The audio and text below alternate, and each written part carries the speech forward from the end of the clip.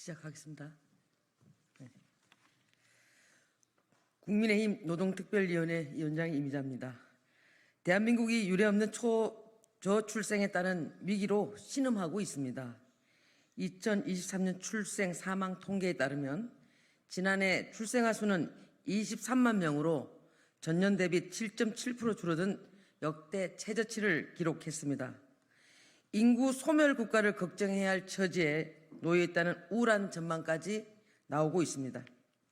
국민의힘 노동특위는 지난 19일 정부가 발표한 저출생 추세 반전을 위한 대책 중 일가정 양립 여건 조성 분야에 우리나라 저출생 문제 해법이 될 수 있는 것을 찾고 또 저희가 하고자 합니다.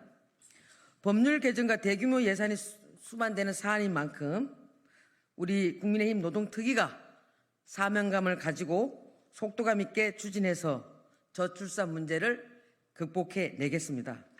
첫째, 육아지원 3법을 조속히 추진하겠습니다. 육아기 근로시간 단축 제도에 사용 가능한 아이 연령을 8세에서 12세로 확대하고 사용기간도 최대 2년에서 3년으로 연장하겠습니다.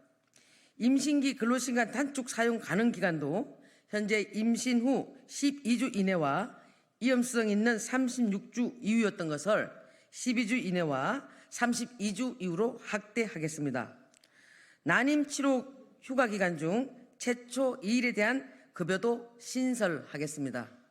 둘째, 대책에 포함된 추가 제도 개선 사항들이 내년 초에 바로 시행될 수 있도록 당정이 협의하여 입법을 추진하겠습니다.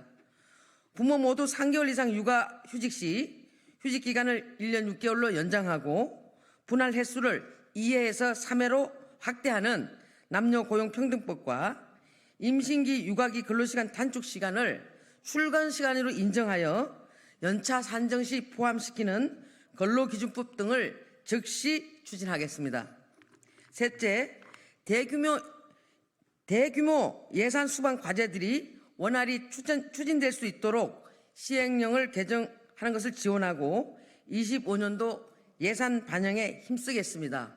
현재 최대 150만 원인 육아휴직 급여를 최대 250만으로 확대하고 사후 지급 방식을 폐지하여 육아휴직 기간에 급여를 전액 지급하겠습니다. 사업주 대체 인력 부담 완화를 위해서 월 120만 원의 육아휴직 대체 인력 지원금을 신설하고 파견 근로자 사용 시에도 동일하게 지원하겠습니다. 오는 7월부터 시행 예정인 육아시간 단축 사용자의 업무 분담한 동료 근로자들에게 지급하는 인센티브도 확대할 수 있도록 노력하겠습니다. 이 외에도 단기 육아휴직 등 추가 논의가 필요한 과제들은 전문가 및 현장의 의견을 수렴해서 당정이 긴밀히 협의를 거친 후 추진할 것입니다. 감사합니다.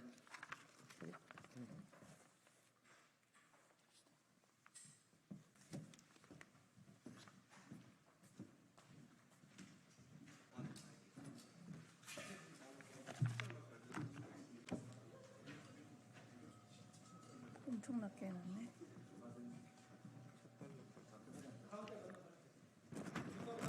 여기는 거기 아니 수업 안 보여.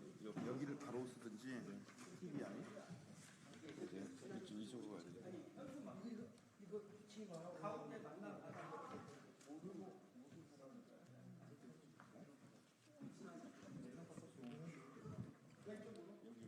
어이구.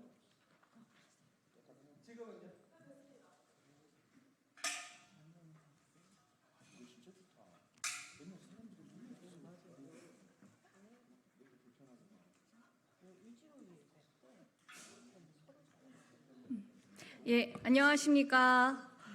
전력수급 기본계획 국회 동의 의무화 입법 발의 기자회견 사회를 맡은 더불어민주당 의정부 갑 국회의원 박지혜입니다. 지난달 발표된 원전 위주의 제11차 전력수급 기본계획 실무안은 시대착오적 에너지 정책이라는 우려가 제기되고 있습니다. 그러나 현행법상 전력수급 기본계획은 확정 후 국회에 보고만 하도록 되어 있어 국민적 통제장치가 전무한 상황입니다. 이에 전기본 수립 시 국민적 통제를 강화하는 전기사업법 개정안을 김성환 의원님이 오늘 대표 발의할 예정입니다. 이 자리는 개정안 발의에 참여한 더불어민주당 기후행동 의원 모임 비상과 국회 기후위기 탈탄소 경제포럼 의원들이 함께 마련한 자리입니다. 본격적인 기자회견에 앞서 참여해주신 의원님들을 소개하겠습니다. 먼저 김성환 의원입니다. 김종호 의원입니다. 김영배 의원입니다. 김원희 의원입니다. 허영 의원입니다. 김영환 의원입니다. 박정현 의원입니다. 염태영 의원입니다. 임미애 의원입니다. 백승아 의원입니다. 예, 법안을 대표 발의하시는 김성환 의원님의 모두 발언을 청하도록 하겠습니다. 네, 김성환입니다. 6,700만 년 전에 공룡은 자신이 멸종할 줄 모른 채로 멕시코 유카탄 반도 옆에 노원구만한 크기의 운석이 지구랑 충돌해서 핵겨울이 와서 멸종했습니다. 지구에 생명이 탄생한 이래 5번째 대멸종이었습니다. 지금 인류 문명을 이끌고 있는 많은 과학자들은 이대로 가면 6번째 멸종으로 갈 가능성이 매우 높다고 보고 있습니다.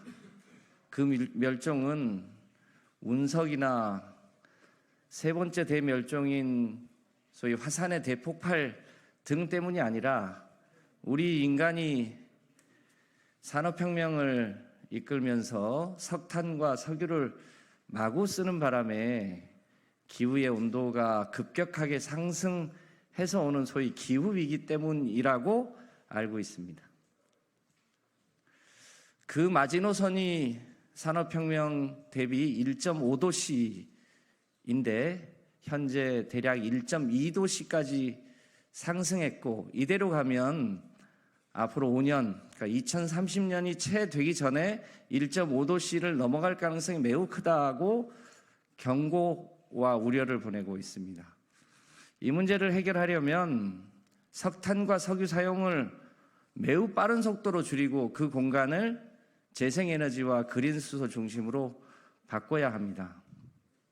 세계가 그렇게 하고 있고, 특히 유럽과 미국, 일본, 그리고 심지어 중국도 그와 같은 세계적인 추세를 고려해서 재생에너지를 급속하게 늘리고 있는 게 현실입니다. 유독 선진국 반열에 있는 대한민국만 정반대로 가고 있습니다. 아시다시피 윤석열 정부가 집권한 직후에 발표된 제10차 전기본에서 문재인 정부 때 수립했던 2030년 NDC의 에너지 믹스 목표 재생에너지 30%를 21.6%로 낮췄고 그 빈 공간을 소위 원전으로 채웠습니다. 앞서 얘기한 대로 11차 전기본의 실무안이 발표됐습니다. 조만간 정부에서 확정해서 국회로 보고하고 그 다음에 그것에 맞춰서 실행할 것으로 예측됩니다. 이 11차 전기본에는 앞서 얘기한 바와 같이 원전을 추가로 3개를 더 늘리고 그리고 SMR까지 늘리게 한다는 계획이 들어 있습니다. 반면에 이 OECD 선진국 중에 가장 낮은 재생에너지 목표는 한치도 변함이 없고, 마찬가지로 석탄과 석유에 의존하는 에너지 계획도 아무런 변화가 없는 상황입니다. 이대로 가면 인류가 멸종할 가능성이 있는데도 대한민국은 아랑곳하지 않고 있습니다. 이 과정에 대한민국의 소위 아리백에 가입한 30개에 가까운 대기업들은 속속 글로벌 기업들로부터 2030년까지 재생에너지로 소위 상품을 생산하지 않으면 수출에 엄청난 타격을 받을 것이 명확관화함에도 불구하고 오직 원전만을 고집하고 있는 윤석열 정부의 에너지 정책에 대해서 저희 민주당의 의원들은 우려를 표하지 않을 수 없습니다. 더 큰 문제는 이와 같은 전력수급 기본 계획을 확정하는데 아무런 국민적 통제가 없다는 것입니다. 정부가 확정하고 국회에 보고만 하면 통과할 수 있습니다. 따라서 저희 민주당 의원들은 이런 국민적 통제 없는 정부의 에너지 정책에 대해서 국민적 통제를 대신할 수 있는 장치, 즉 국회의 동의 절차를 의무화하는 입법안을 오늘 토론회 직후에 발의할 예정으로 있습니다. 국회 통제 하에서 정부의 이 시대착오적인 에너지 정책을 바로잡을 수 있도록 국민 여러분들의 많은 관심 부탁드립니다. 고맙습니다. 예, 이어서 기자회견문 낭독이 있겠습니다.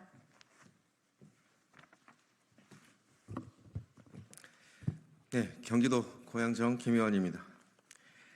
지난달 말 정부는 제11차 전력 수급 기본 계획 전기본 실무안을 발표했습니다. 전기본은 향후 15년간의 전력 수요를 전망하여 2년마다 수립하는 발전 및 송변전 설비에 관한 계획입니다.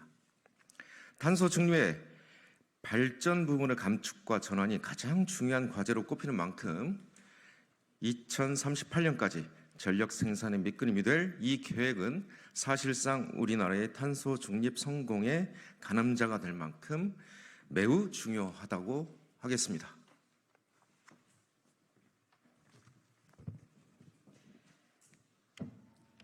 하지만 공개된 제11차 정기본 실무안은 절망스럽기 그지 없습니다. 석탄, LNG 등 화석연료 퇴출 계획에 대해서 단 한 발짝도 전진하지 못했습니다.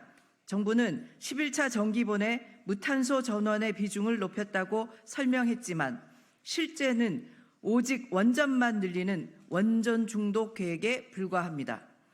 윤석열 정부는 이미 지난해 제10차 정기본에서 2030년 재생에너지 목표치를 30.2%에서 21.6%로 3분의 1이나 후퇴시키면서 대한민국의 재생에너지 목표를 후퇴한 전 세계 유일한 국가라는 오명을 씌웠습니다. 그리고 그 과오를 바로잡을 기회였던 이번 11차 정기본에서도 재생에너지 비중은 단 0.1%도 늘리지 않을 계획을 세우고 있습니다. 윤석열 정부는 대한민국 경제와 산업의 미래가 아닌 오직 원전업계의 미래만을 생각하고 있는 것처럼 보입니다.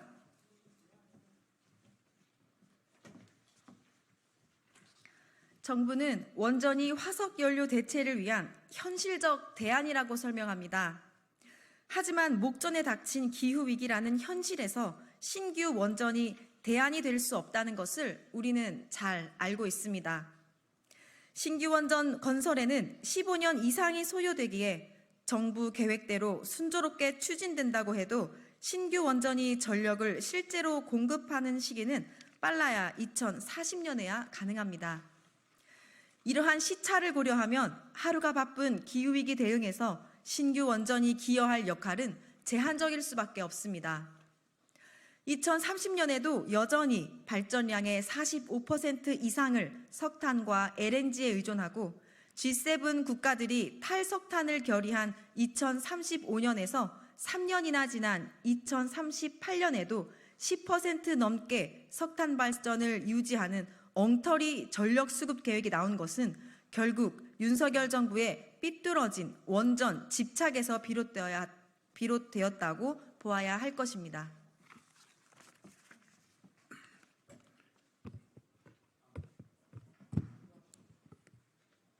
정부는 또한 미래 반도체 AI 산업의 전력 수요 대응을 위해서도 신규 원전이 필요하다 주장합니다. 하지만 글로벌 시장에서 첨단 고부가치 산업일수록 원전이 아닌 재생에너지로 빠르게 전환해야 한다는 사실을 간과할 수 없습니다. 글로벌 파운드리 시장을 선도하는 TSMC는 대만 정부의 적극적인 해상 풍력 보급 지원 아래 2030년 재생에너지 40%, 2040년 100% 달성을 약속했습니다. 반도체 업계 슈퍼우린 노광 장비 공급업체 ASML도 2040년까지 고객 업체를 포함한 전 과정에서 재생에너지 100%를 약속했습니다. 최근에는 아마존이 국내 재생에너지 공급 여건이 극적으로 개선되지 않으면 8조 원가량의 국내 투자를 재고하겠다는 입장을 밝히기도 했습니다.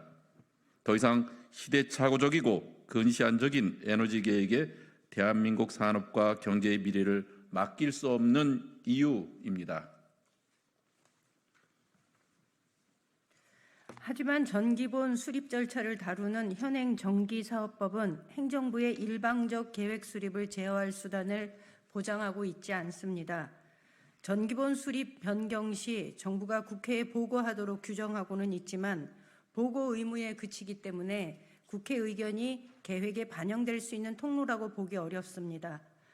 따라서 지난 21대 국회에서도 여야 모두 전기본 수립 과정에서 국회 의견을 반영하도록 절차를 바로잡는 개정안을 발의한 바 있으며 국회 입법조사처 또한 국가의 중대 에너지 정책을 정함에 있어 정부에 대한 국회의 견제 기능 강화를 검토할 필요가 있다는 지적이 있었습니다. 오늘 발의할 전기사업법 개정안은 행정부의 불통과 독선을 견제하기 위한 최소한의 장치로서 전기본 수립 과정에서 국회 동의를 의무화하는 내용을 담고 있습니다. 이로써 행정부의 독단적인 전력계획의 수립을 견제하고 국가 중장기 전력 수급 계획의 수립 과정에서 민주성과 투명성을 확보하고자 합니다. 국가 명운이 달린 중장기 전력 계획이 더 이상 행정부의 일방적인 의사결정에만 좌우되지 않도록 민주적 통제 절차가 필요한 때입니다. 거꾸로 가는 윤석열 정부의 기후 정책이 대한민국과 지구의 미래를 불가역적으로 파괴하지 못하도록 22대 국회가 역할을 다하겠습니다. 국민 여러분의 많은 관심과 성원을 부탁드립니다. 감사합니다. 예, 이상으로 기자회견을 마치고 질의응답은 밖에서 진행하도록 하겠습니다. 그리고 오늘 오전 10시에 국회의원회관 제3세미나실에서 11차 정기본 긴급 토론회를 개최하여 정기본의 문제점을 분석하고 개선 방안도 심도 있게 다룰 예정입니다. 국민 여러분과 기자님들의 많은 관심 부탁드립니다. 감사합니다.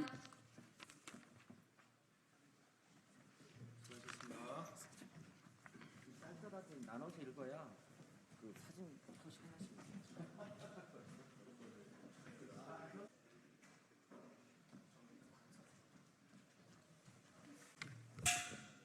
예, 잠깐만 제가 다음 시간 전에 좀 긴급하게 기자회견 발표문을 발표하도록 하겠습니다. 북러 관계에 관한 것입니다.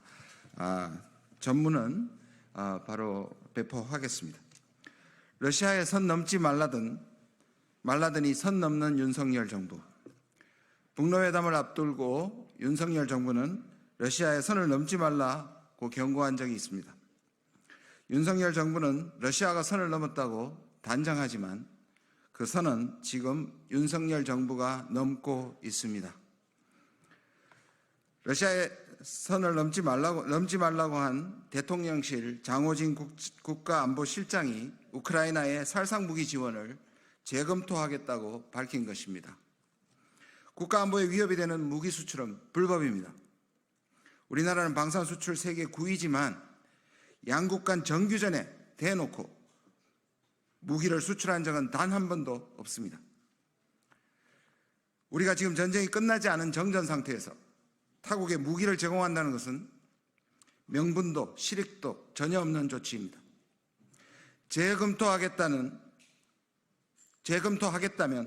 반드시 국회의 동의를 얻어야 합니다. 우크라이나 무기 지원은 사실상의 참전입니다. 다시 한번 말씀드리겠습니다. 우크라이나 무기 지원은 사실상의 참전입니다. 저 먼 지역의 전쟁에 굳이 개입해 러시아의 적이 되겠다는 무모함이 놀랍습니다.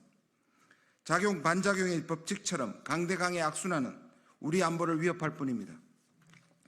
윤석열 정부는 강하게만 보이려는 강박에서 벗어나 먼저 상황을 안정시키고 국민 불안부터 해소하는 것이 마땅합니다. 아직 시간과 여지가 있습니다. 북러 간 안보 협력의 수준이 높아진 것은 사실이지만 동맹에는 미치지 못하는 방어적 내용이었습니다.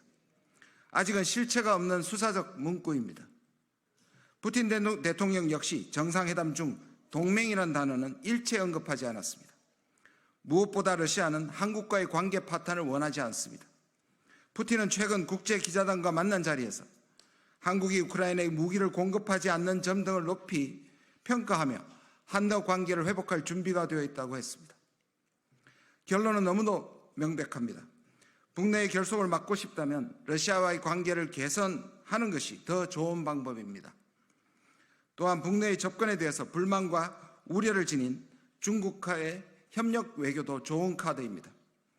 한미 러시아에 대한 우리의 접근은 작용 반작용이 아니라 만류인력이어야 합니다. 평화와 안정을 위해 주변의 모든 국가와 긴밀한 관계를 형성해야 하는 것이 한반도의 숙명입니다. 러시아에 대한 보다 신중한 대응을 촉구합니다. 윤석열 정부는 한미일 동맹을 강화하는 방식으로 북러 밀착의 정당성을 제공해서는 안 됩니다. 그것은 74년 전 강대국 패권 싸움의 최전방에서 대리전쟁의 비극을 되풀이할 수 있는 위험한 행동입니다. 평화를 원하면 전쟁을 준비하라는 대통령의 그릇된 신념을 버리고 지금부터라도 외교를 통해서 평화를 회복해야 합니다. 평화를 원한다면 평화를 준비하십시오. 국민의 명령입니다. 조국 혁신당은 평화를 위해 정부의 무모한 행동을 감시하고 적극적으로 막을 것입니다. 2024년 6월 21일 조국 혁신당 국회의원 김준형. 감사합니다. 질문은 백브리핑에서 받겠습니다. 감사합니다.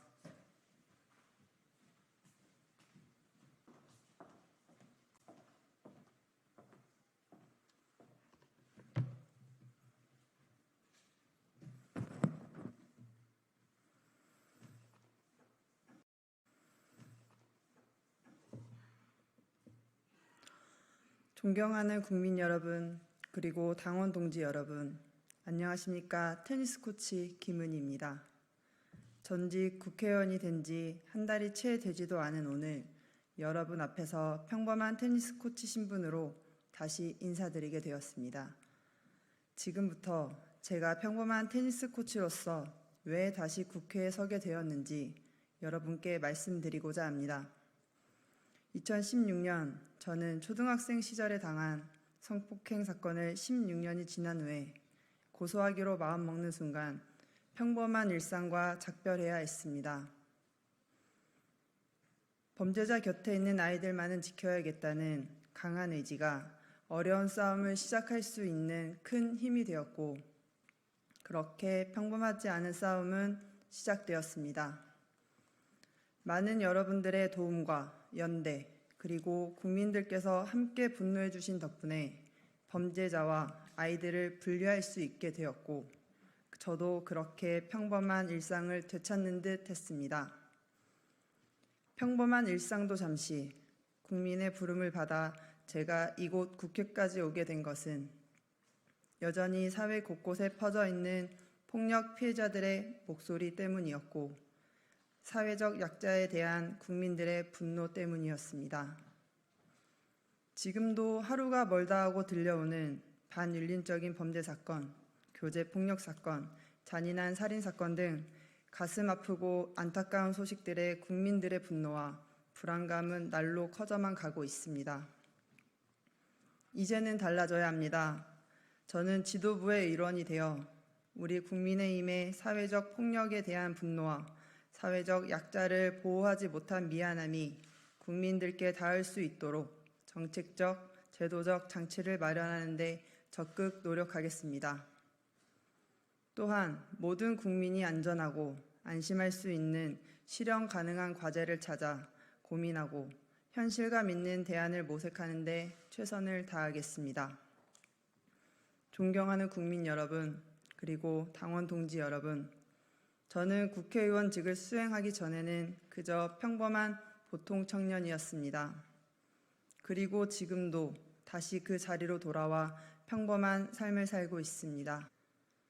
저의 현재와 미래는 정치적, 정체적 약자인 청년들이 느끼는 척박한 현재와 어두운 그늘진 미래와 별반 다르지 않습니다. 저는 흔히 말하는 엄친아, 엄친딸이 아닙니다. 재산이 많은 것도, 학벌이 좋은 것도 아닙니다. 먹고 싶은 것을 마음대로 먹을 수 있는 사람은 먹을 수 있는 것이 한정되어 마음대로 먹지 못하는 사람의 심정을 제대로 헤아릴 수 없습니다.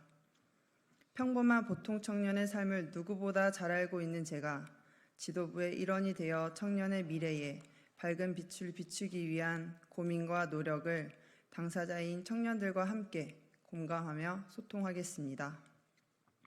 주거 환경, 일자리 환경, 결혼, 일과 가정의 양립, 국민연금, 건강, 삶의 질 등 생애 주기에 따른 고민들을 실현 가능한 정책, 베이비 부머 세대와 미래 세대까지 고려한 현실적인 대안들에 대해 각 영역의 전문가, 선배 정치인, 청년들과 머리를 맞대고 치열하게 고민하겠습니다. 청년들이 정치에 관심을 갖는 이유와 청년들이 정치에 참여하는 이유는 청년인 우리들이 직접 마주하는 문제들과 현실 속 이야기를 당사자들의 목소리를 통해 정책과 제도에 반영하기 위한 강한 의지입니다. 현재의 문제를 해결하기 위해서도 미래의 문제를 해결하기 위해서도 청년이 주체가 되는 영역이 존재하는 만큼 청년들의 생각을 가득 담을 수 있는 환경으로 만들어 가겠습니다. 존경하는 국민 여러분, 그리고 당원 동지 여러분, 가진 자만이 보수의 가치와 철학을 지지하는 사람들이 아니라는 것은 알고 계실 것입니다. 많은 시민들께서 물질적인 행복이 행복의 전부가 아니라는 것도 잘 알고 계실 것입니다. 제게는 가장 이상적인 꿈, 가장 이루고 싶은 꿈이 하나 있습니다. 그것은 보수의 가치와 철학에 대해 자유롭고 편하고 소통하고 공유하는 일상입니다. 이런 일상이 왜 꿈이고 왜 목표인지 묻는 분이 계신다면 그것이 우리 당의 현실입니다. 언제부턴가 보수는 부정적이고 비호감적인 이미지로 굳어가고 있습니다. 그런 보수 정당의 이미지를 바꾸기 위해 저는 지난 총선 기간 동안 스포츠를 통해 청년들과 소통하기 위해서 많은 시간을 쓰고 많은 노력을 했습니다. 저는 정치에 관심이 많은 시민에게도 정치에 관심이 없는 시민에게도 우리 국민의힘의 이미지를 건강하고 밝은 느낌으로 전하고 싶습니다. 앞으로도 중도층과 청년들에게 가쁜 정치로 경계심과 혐오감을 일으키지 않고 생활 속 여가, 취미를 공유하면서 함께 어울리는 건강한 청년 정치인이 되고자 노력하겠습니다. 마지막으로 한 말씀 드리겠습니다. 저는 제가 여러 가지 면에서 부족하고 모자르다는 것을 너무 잘 알고 있습니다. 설령 제가 알고 있는 것이 있다고 해도 그것이 정답이 아니라는 것도 잘 알고 있습니다. 그래서 선배 정치인분들과 각 분야의 전문가분들의 가르침과 도움이 무엇보다 절실히 필요합니다. 배움을 통해서 선민 후당의 정신으로 사익은 없는 그러나 진정성은 있는 지도부의 일원이 될 수 있도록 국민 여러분과 당원 동지 여러분의 적극적인 지지와 응원 부탁드리겠습니다. 감사합니다.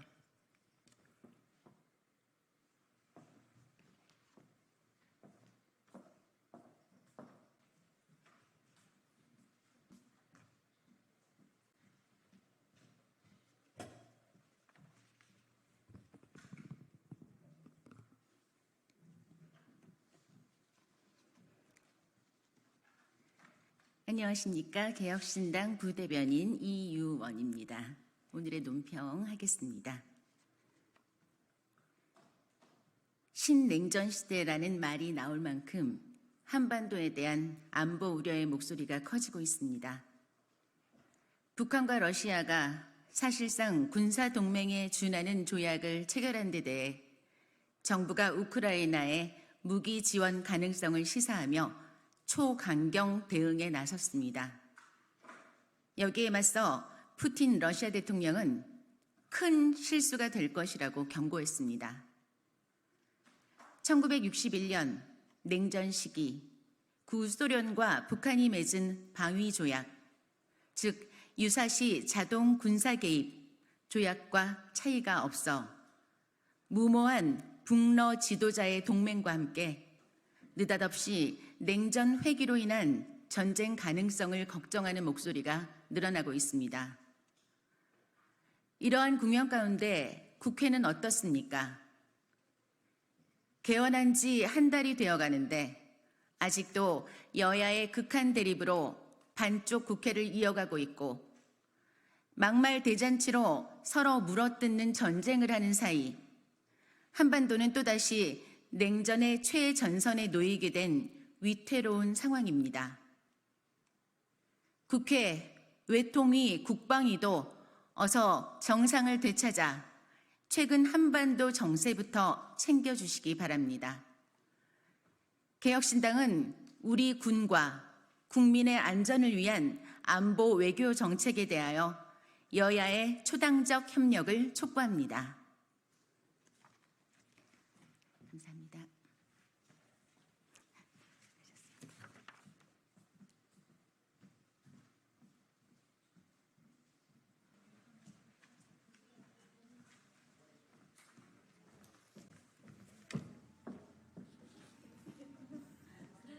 네.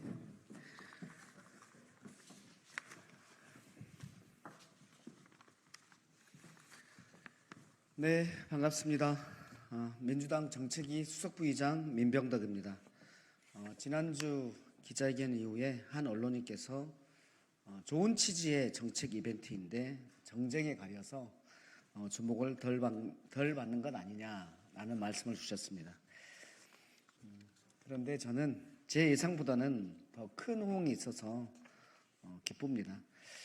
6월에 입법 달리기로 세 번째 기자회견을 합니다.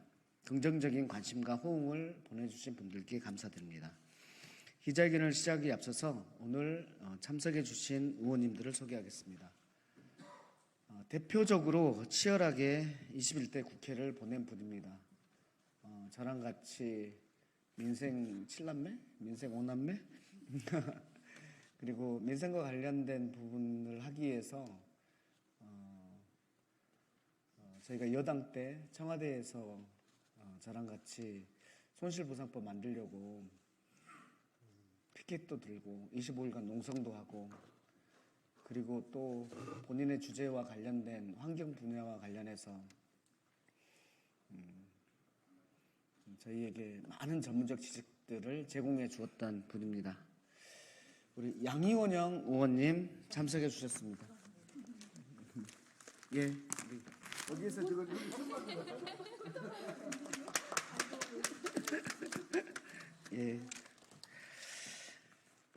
다음은 법안을 이어받아 주실 의원님들 소개하겠습니다.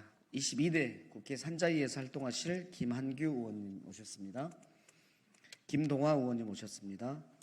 박지혜 의원님 오셨습니다. 네, 이용우 의원님 오셨습니다. 이재관 의원님도 참석하셨습니다. 우리 이용우 의원님은 환노이시죠? 네, 환노이십니다. 죄송합니다. 이상 6분이 오늘 기자회견에 참석해 주셨고 김경만, 김혜재, 홍익표, 임미애 의원님은 개인 일정으로 참석 못했지만 응원한다는 말씀 주셨습니다. 이제 입법 이어달리기 에피소드 3 기자회견을 시작하겠습니다. 6월 3일부터 매주 한 차례씩 입법을 이어달리기 기자회견을 진행하고 있습니다. 많은 성원 덕분에 7월 첫째 주 입법 이어달리기 에피소드 5까지 진행할 예정입니다. 지속적인 관심과 참여를 부탁드립니다. 입법 이어달리기 에피소드 1에 참여한 위성건 의원이 서민금융지원법, 에피소드 2에 참여한 임미애 의원님이 영농 태양광 사업지원법을 이미 발의했습니다. 앞으로 이어달리기에 참여한 의원실의 협조 아래 공동 발의와 법안 심사 진행 단계 등을 확인해 나갈 예정입니다. 오늘은 산자위 스페셜입니다. 산자위 소속 의원님들이 대거 참여해 주셨습니다. 입법 이어달라기 에피소드 3 참가자와 법안을 간략히 소개시켜 드리겠습니다. 중소기업 정책 전문가인 김경만 의원은 전략기술 보호 강화에 관한 법안을 발의한 바 있습니다. 이 법안을 산자위에서 활력하실 이재관 의원님이 이어받습니다. 국가기관 전력망 설비를 적기에 확충할 수 있도록 하는 법안이 21대 국회 종료와 함께 임기 만료 폐기됐습니다. 해당 법안을 김혜재 의원께서 발의했고 김한규 의원에게 바톤 터치됐습니다. 민변 민생위 출신 김동화 의원은 홍익표 의원의 유통산업발전법 일부 개정 법률안을 책임지고 진행합니다. 대규모 점포의 등록 제도를 합리적으로 개선하려는 내용을 담고 있습니다. 한국형 IRA 법과 에너지 고속도로는 박지혜 의원, 그리고 태양광 이격거리 10m법은 임미애 의원님, 그리고 온실가스 유상할당법은 이용우 의원이 맡았습니다. 이상 4개의 법안은 탈핵과 그리고 에너지 전환을 위해 지난 4년간 치열하게 일했던 양이원영 의원님이 제안해 주신 법입니다. 다음 주 에피소드 입법 이어달리기 에피소드 4에 대해서 인사드리겠습니다. 다음 주에 민주당은 실천하는 개혁국회, 행동하는 민주당이라는 슬로건으로 22대 국회를 시작했습니다. 실천하는 개혁국회, 행동하는 민주당이 되려면 결국 일을 해야 합니다. 일하는 국회, 일하는 민주당이 되는데 입법 이어달리기가 일조할 수 있도록 최선을 다하겠습니다. 오늘 참석해 주신 의원님들의 발언을 듣겠습니다. 먼저 21대 국회에서 활약해 주신 양이원영 의원님부터 말씀을 듣겠습니다. 네, 안녕하십니까. 바람과 해를 담은 정치 양이원영입니다. 제가 21대 때 발의한 법들이 그냥 사장되지 않고 22대 국회의원들께서 이어달리기를 하신다고 하니까 너무나 반가운 마음으로 여기 오게 됐는데요.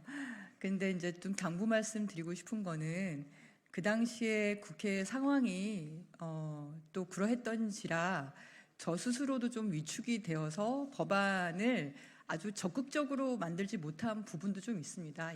예를 들면 배추권 거래제 유상할당 비율에 대해서는 50%로 했지만 사실상 우리가 지난 총선 때도 그렇고 대선 때도 그렇고 탄소세 도입을 천명을 한 만큼 그렇다면 유상할당 100%를 하는 게 맞거든요.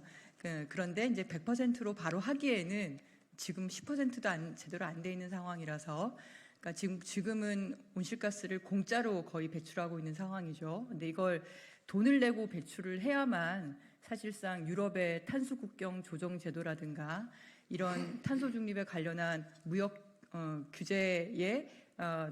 규제를 넘어설 수가 있습니다. 그래서 50%밖에 못했던 50% 비록 이상이라고 했지만은 그걸 좀 더 과감하게 올려주실 것을 좀 부탁을 드리고 이격거리 10m도 태양광 발전기에서 불이 날 일이 뭐가 있겠습니까? 그래도 혹시나 해서 ESS가 연결이 되면 소방도로를 확보할 목적에 10m를 정도를 한 거라서 이것도 저는 조정할 수 있다면 왜냐하면 마당에도 지붕에도 다 태양광 발전기를 올리는데 굳이 그렇게 이격거리를 둬야 되는지 그래서 그걸 최대한으로 그 10m로 하고 한다든가 그리고 한국형 IRA법 같은 경우에도 미국의 IRA처럼 본 법에 직접적인 지원 방안들을 구체적인 수치로 반영하지는 못했습니다. 그게 우리나라 법의 한계라고들 얘기하고 대부분 시행령과 시행규칙 고시로 넘기면서 좀 행정부에게 그런 책임을 떠넘기는 게 아닌가라는 좀 아쉬움이 많았습니다. 근데 이번에 발의를 하신다고 하니까 좀 더 보완해서 강화시켜서 하셨으면 좋겠다는 생각이 들고요. 저는 22대 국회가 21대보다 훨씬 더 파이팅 넘치고 그리고 대한민국을 살릴 수 있는 국회로 나아갈 수 있는 그 조짐이 보이고 있다. 이런 정책 국회로서의 역할을 다해 주시기 바란다. 그렇게 부탁 말씀도 드리고 기도도 큽니다. 감사합니다.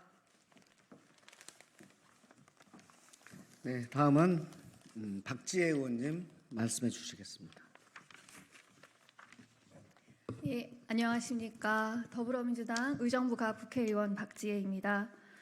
먼저 좋은 입법 아이디어로 이렇게 22대에서도 법안 이어달리기 해 나갈 수 있도록 해주신 저희 양현영 의원님께 감사 말씀드립니다. 6월밖에 안 됐는데 이미 전국 곳곳에 폭염주의보가 발효되었습니다. 바로 어제 이곳에서는 코스트코 노동자 고 김동호님의 폭염 산재 사망 1주기 기자회견이 열렸습니다. 기후위기는 곧 민생의 위기이자 삶의 위기 그리고 경제 위기입니다. 우리의 평범한 일상을 지키기 위해서라도 온실가스 배출을 빠른 시일 내에 줄이기 위한 비상한 노력이 필요한 시점입니다. 지난 21대 국회에서 많은 의원님들께서 좋은 법안을 발의해 주셨습니다. 특히 기후위기 해결을 위한 좋은 취지의 법안들도 많았는데요. 상임위에서 제대로 된 토론을 거치지 못하고 임기가 종료된 아쉬운 법안들도 많다고 생각합니다. 저는 이번 22대 국회에서 양희원영 의원님께서 대표 발의한 2가지 법안을 우선 이어나가겠다 이렇게 약속을 드립니다. 첫 번째는 방금 말씀하셨던 탄소중립 산업 육성 및 경쟁력 강화에 관한 특별조치 법안, 이른바 한국판 IRA 법입니다. 세계 각국은 기후위기에 따른 보호무역주의를 강화하는 내용의 인플레이션 감축법 등을 제정해서 자국 산업을 보호하고 에너지 전환을 가속화해 나가고 있습니다. 수출주도형 경제성장을 추진해온 우리나라에는 이러한 보호무역 기조가 큰 타격을 줄 것으로 우려되고요. 국내에서 이런 탄소중립 산업이 위축된다면 탄소중립 정책 목표의 달성도 어려워질 것이라고 생각을 합니다. 따라서 탄소중립 산업에 대한 지원을 강화해서 기업의 투자를 촉진하고 기후위기에 효율적으로 대응하고 탄소중립 관련한 신성장 산업이 발전할 기회를 마련하고자 합니다. 해당 법안은 어제 저희가 의원총회에서 당론 채택 절차를 거쳤기 때문에 곧 발의가 될 예정입니다. 두 번째는 탄소중립을 위한 전력계통 확보 특별 법안입니다. 재생에너지 확대를 위해서는 송배전망과 같은 전력계통 확보가 필수적입니다. 이 법은 전력망 확충을 위한 행정 절차를 간소화하고 주민 수용성을 제고하는 것은 물론이고 송정망 건설을 위한 국가 예산 투입의 근거를 마련해서 송배전 설비의 적기 건설을 촉진하고자 하는 의도를 담고 있습니다. 재생에너지 확대와 에너지 전환의 기반을 마련할 수 있도록 특별법 추진을 검토하도록 하겠습니다. 앞으로도 일하는 국회를 만드는 일하는 국회의원이 되기 위해 열심히 뛰겠습니다. 좋은 법안과 정책으로 기후위기를 해결하고 민생경제를 살릴 수 있도록 최선을 다하겠습니다. 감사합니다. 네, 다음은 이용우 의원님 말씀해 주시겠습니다. 네, 안녕하십니까. 더불어민주당 인천 서구울 국회의원 이용우입니다. 21대 국회의원 선배님의 열정과 노력이 깃들어 있는 법안을 22대 후배 국회의원이 이어받게 되어 매우 기쁘게 생각합니다. 정책과 이슈는 딱 잘라 있는 것이 아니고 21대와 22대에 걸쳐 연속되어 있습니다. 22대인 지금 고민하고 있는 현안을 앞서 21대 국회의원 선배님들이 어떻게 접근하셨나 살펴보는 것은 의정활동의 기초라고 할 수 있습니다. 제가 양희원영 의원님으로부터 이어받게 된 탄소배출권 개정안도 그렇습니다. 우리나라의 탄소배출권 거래제도 2015년부터 시작되었습니다. 탄소배출권은 무상으로 배정받는 무상할당과 거래시장에서 돈을 주고 사야 하는 유상할당이 있습니다. 무상할당을 줄여야 기업들이 탄소배출을 줄이기 위한 노력을 하게 되고 그 결과 무상할당량이 남게 되면 이를 팔아서 기업의 이익으로 회수하고 이를 다시 탄소 감축을 위한 투자로 쓰게 하는 선순환을 만드는 취지의 제도입니다. 그런데 윤석열 정부가 들어선 이후에 무상할당 비율을 줄이지 않고 있어서 기업들이 특별한 노력을 하지 않아도 오히려 탄소 배출권이 남게 되고 이를 시장에 내다 팔다 보니 탄소 배출권 거래 가격이 급락을 하는 지경에 이르렀습니다. 이런 상황을 어떻게 해결해야 하나 고민하던 차에 21대 국회에 양희원영 의원님이 앞서 연구를 하셨고 그 결과인 법률안을 제가 이어받게 되어 매우 뜻깊게 생각합니다. 이 법률안에 담긴 취지를 이어받고 더욱 정교하게 연구해서 양희원영 의원님이 뜻하신 내용을 담는 법안으로 이어달리기를 계속하겠습니다. 고맙습니다. 네, 다음은 김한규 의원님 말씀 있겠습니다.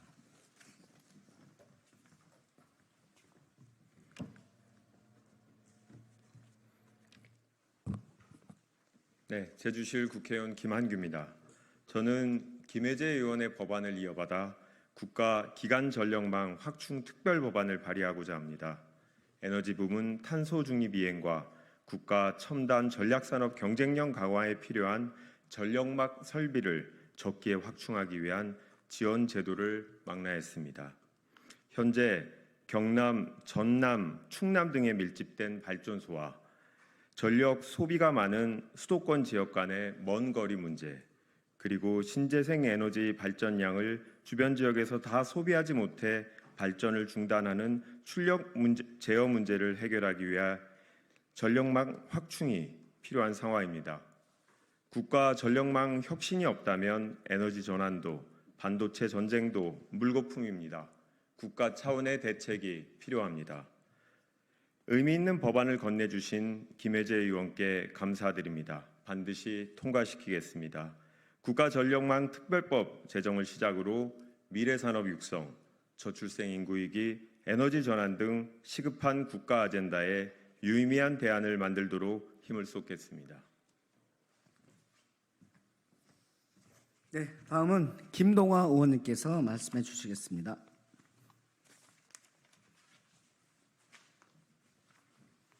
네, 안녕하십니까. 더불어민주당 서대문갑 국회의원 김동화입니다.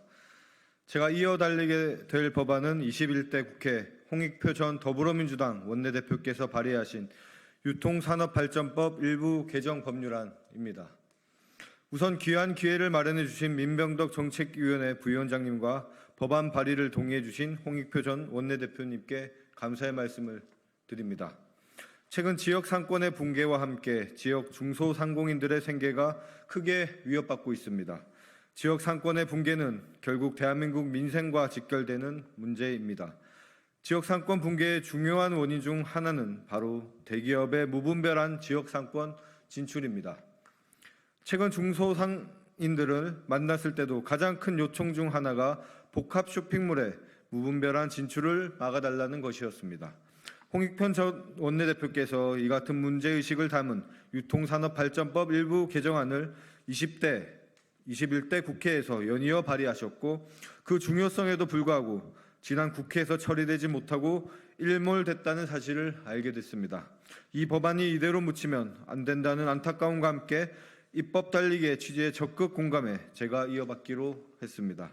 현행법은 전통상업보존구역을 통해 전통시장이나 상점가를 보호하고 있지만 지역 상권은 보호하지 않습니다. 대규모 점포 등에 대한 영업 제한을 두고 있지만 복합 쇼핑몰은 대상이 되지 않습니다. 유통산업발전법 개정안은 현행법의 허점을 보완하고 지역 중소상인들을 보호하고자 만들어졌습니다. 대규모 점포 입지의 사전 검토 및 등록제도 합리화와 함께 복합 쇼핑몰을 영업 제한 대상에 포함하는 것이 법안의 주요 내용입니다. 저는 국회에 들어오기 전 변호사 생활을 하며 중소상공인을 중심으로 한 민생 문제에 많은 관심을 기울여 왔습니다. 오늘 입법 이어달리기를 시작으로 산업위원회의 일원으로서 경제 생태계의 약자들을 적극적으로 돕고 우리 경제가 건강한 균형을 유지할 수 있도록 최선의 노력을 다할 것을 약속드립니다. 감사합니다. 네, 이제 마지막으로 이재관 의원님의 말씀이 있겠습니다. 네, 충남 천안을 국회의원 이재관입니다. 제가 이어받을 법안은 21대 김경만 의원님께서 대표 발의하셨던 국가 첨단 전략산업 경쟁력 강화 및 보호에 관한 특별조치법 개정안입니다. 반도체나 2차 전지 같은 국가 첨단 전략 기술의 중요성이 부각되고 있습니다. 그러면서 세계 각국에서 경쟁이 치열해지고 있습니다. 이와 관련해서 외국 정부에서는 보조금을 지원하는 대가로 영업 기밀 등 핵심 정보를 요구하는 사례가 있습니다. 대표적인 사례가 21년에 미국 정부에서 삼성전자와 SK 하이닉스의 보조금 지원 대가로 반도체 공급망 관련 정보를 요구하였고 상무부와의 긴 협의 끝에 기밀을 제외하고 제출한 그런 사례가 있었습니다. 앞으로도 이러한 현상은 자주 일어날 것이고 또 반복될 것으로 예상이 됩니다. 그래서 이러한 법안에 근본적으로 대응하기 위해서 저 법안의 주요 내용은 외국 정부로부터 전략기술 관련 정보의 제출을 요구받은 경우에 이에 대한 보호 조치를 할 수 있도록, 또 산자부 장관은 전략기술 유출 현황 등을 국회에 보고할 수 있도록 안전장치를 마련하고자 하는 내용입니다. 앞으로 이 법안이 꼭 통과될 수 있도록 최선을 다하겠습니다. 많은 관심과 협조 부탁드리겠습니다. 감사합니다. 네, 입법 이어달리기 세 번째 에피소드를 마치겠습니다. 다음 주에 네 번째로 찾아뵙겠습니다. 고맙습니다.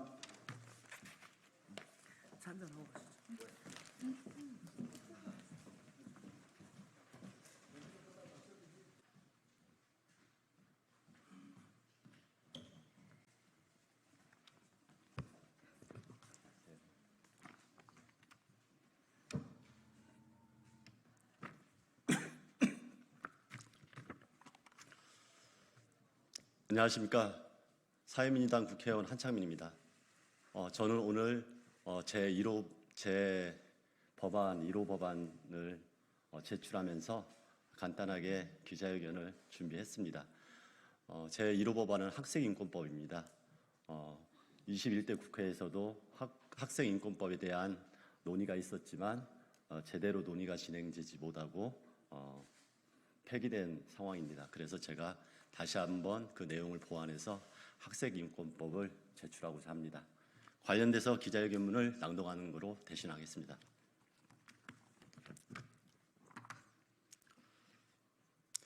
학생인권 보장을 위한 특별법안 발의 기자회견문. 안녕하십니까. 사회민주당 국회의원 한창민입니다. 저는 교육계의 오랜 쟁점이자 염원이었던 학생인권 보장을 위한 특별법, 일명 학생인권법을 발의하여 했습니다. 학생인권법은 대한민국의 모든 학생이 교육 현장에서의 차별과 혐오 없이 인간으로서 그 존엄과 가치를 마땅히 존중받고 보장받으며 자유롭고 행복한 삶을 영위해 나갈 수 있도록 하기 위한 최소한의 법적 장치입니다. 그동안 교육 현장에서의 학생인권 보장을 위해 학생 당사자들은 물론 학생 인권을 고민하고 실천하는 많은 이들의 눈물겨운 노력이 있었습니다. 대표적으로 2010년 경기도 학생 인권 조례를 시작으로 서울, 전북, 충남 등 6개 지역에서 학생 인권 조례가 제정되어 시행 중에 있습니다. 그러나 조례라는 법적 형식에는 한계가 매우 많습니다. 학생이 없는 지역은 하나도 없습니다. 그러나 학생 인권 조례는 지역에 따라 있는 곳도 없는 곳도 다릅니다. 설령 있는 곳이라고 해도 그 조례의 내용에 따라 권리와 의무들이 제각각 명시되어 있으며 오해와 논란의 대상이 되기도 합니다. 또한 최근에는 학생 인권 조례가 교사들의 권리를 옥죄는 수단이라거나 학생들의 방종을 부추긴다는 근거 없는 주장을 하거나 일부 종교단체와 보수단체를 앞세워 차별과 혐오의 공격으로 그 가치를 훼손하는 등 학생 인권을 둘러싼 소모적인 논쟁이 계속되어 오고 있습니다. 한 명 한 명 너무나 소중한 우리 아이들의 인권을 보장해야 한다는 너무나 당연한 이야기가 이렇게 정쟁의 대상이 되는 것을 더 이상 지켜보고 있을 수만은 없습니다. 제가 발의한 학생인권법에는 학생인권 보장을 위한 기본적인 사항들을 법률로 명시해 두었고 학생들의 학교만이 아니라 학원 등과 같은 학교 밖 모든 교육 현장에서도 학생들의 인권이 존중받을 수 있도록 하였습니다. 더불어 그간 학생 인권 문제에 관하여 한 발짝 떨어져 관망하기만 하던 교육부에 학생인권위원회 신설, 학생인권 종합계획 수립 등과 같은 의무와 책임을 부여했습니다. 각 시도 교육청들에도 마찬가지로 교육감 직속기관으로 학생인권센터를 두게 하였고 보다 구체적인 사항들은 지역의 사정에 맞게 조례로 제정할 수 있도록 만들었습니다.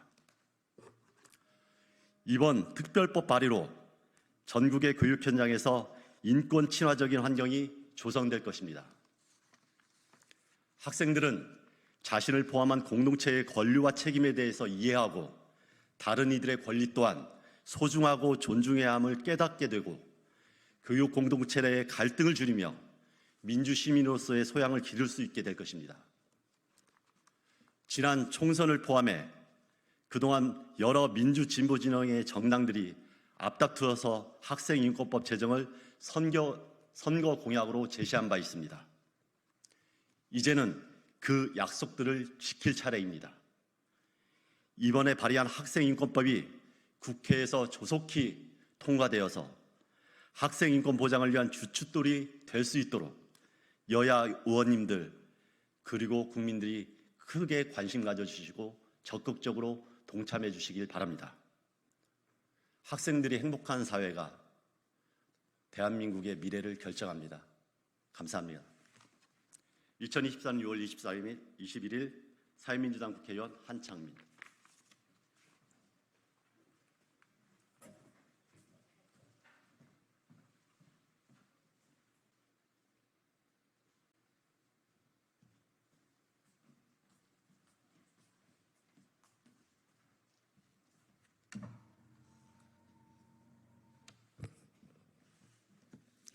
네, 안녕하십니까. 더불어민주당 대변인 황정화입니다. 첫 번째 브리핑 시작하겠습니다. 러시아 군사 개입의 길이 열렸는데 윤석열 대통령에게 안보 위협은 남의 집 일입니까? 북러의 전략적 동반자 관계 조약 체결로 동북아 신냉전 구도가 가속화되며 안보 위협과 국민 불안이 커지고 있습니다. 하지만 윤석열 대통령은 이런 중대한 문제를 다루는 NSC에 참석하지 않았습니다. 이번만이 아닙니다.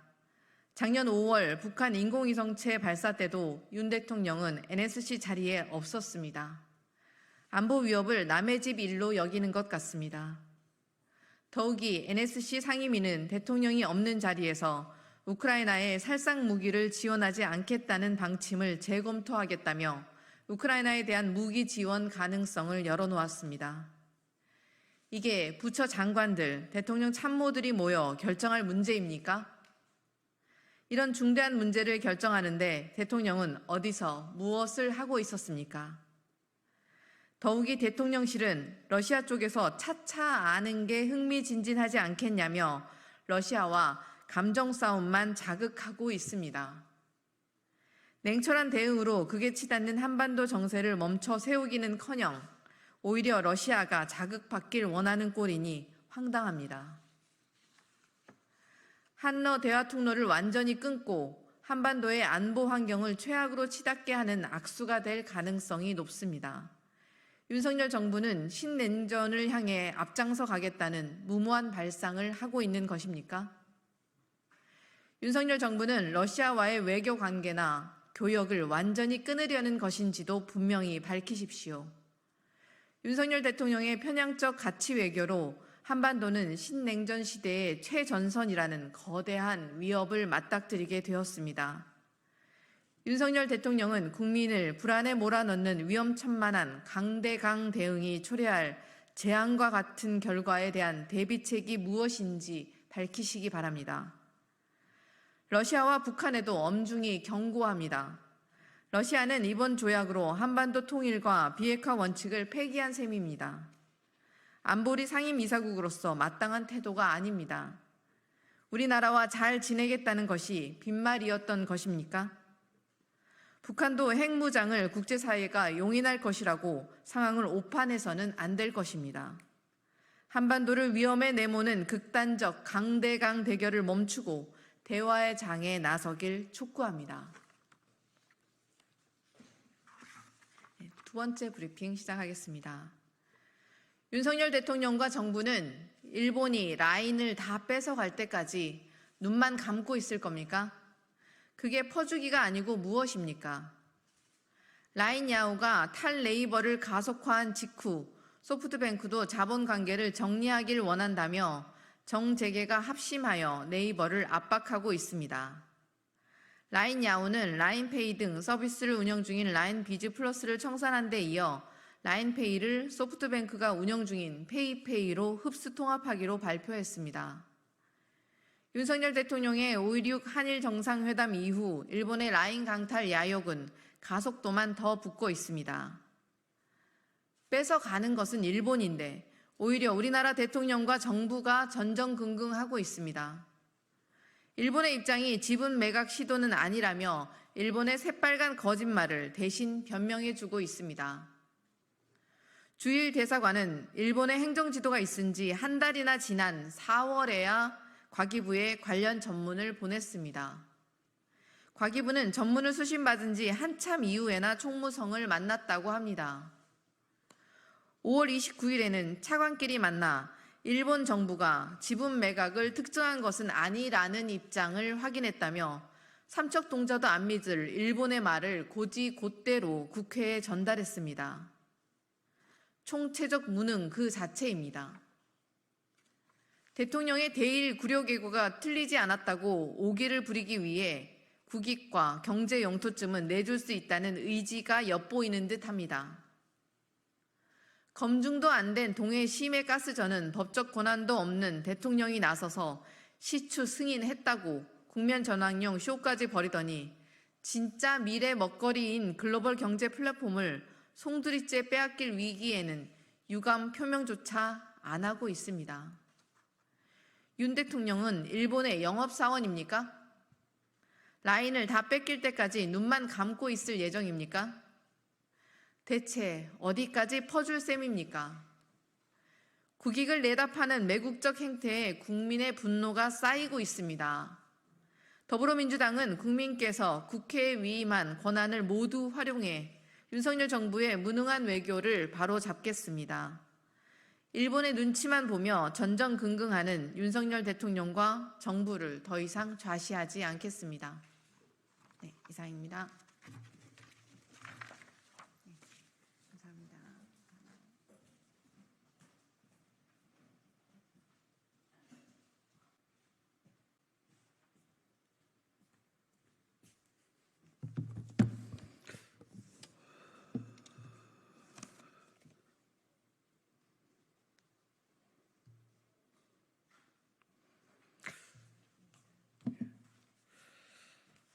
안녕하십니까. 국민의힘 미디어특위위원장 이상입니다.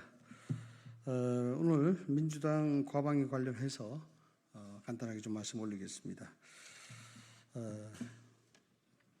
21일 야당이 또다시 과학기술정보방송통신위원회 전체 회의를 개최합니다. 명분은 입법청문회이나 실제로는 방통위 무력화 투쟁에 가깝습니다. 민생은 온데간데 없고 정쟁으로만 가득한 민주당식 국회 운영입니다. 방통위 위인 체제의 합법성을 아주 분명하게 인정한 민주당이 입법권을 남용해 의사 종족수를 4인으로 늘리는 억지에 가까운 법률 개정안을 밀어붙이고 있습니다. 행정부 재량을 과도하게 침범하고 방통위 기능을 마비시키는 국정회방 그 자체입니다. 스스로 집권 야당이라는 대단한 착각에 빠져 전횡을 일삼고 있습니다. 민주당이 저토록 조급하고 무리하게 방통위법을 개혁에 집착하는 이유는 무엇인가? 공정성과 균형이 생명인 방송이라면 관련 법안 역시 공정과 균형에 입각한 민주적 절차를 토대로 논의되어야 할 것입니다. 이조차 외면하고 무시하는 민주당이라면 차라리 민주라는 단어를 빼셔야 될 겁니다. 상임위 독식으로 국회 출입구를 사실상 봉쇄한 민주당은 합의제에 기초한 의회 민주주의 원칙을 붕괴시키고 있습니다. 다수 의석을 휘두르며 소수 정당을 배제하고 무시하는 의회 독재는 우리 헌정 질서의 정면으로 위배됩니다. 야당이 힘으로 점거한 과방위, 여당과의 최소한 협의도 없이 폭주하는 과방위는 정당성이 없습니다. 당연히 그런 과방위에서 만든 법도 결정도 모두 무효이자 위헌입니다. 오늘날 민주당이 만천하에 보이는 오만과 독선은 반드시 그 혹독한 대가를 치르게 될 것입니다. 국민의힘은 흔들림 없이 민주당 입법 폭주의 실체를 국민에게 고하고 악법을 반드시 저지할 것입니다. 감사합니다.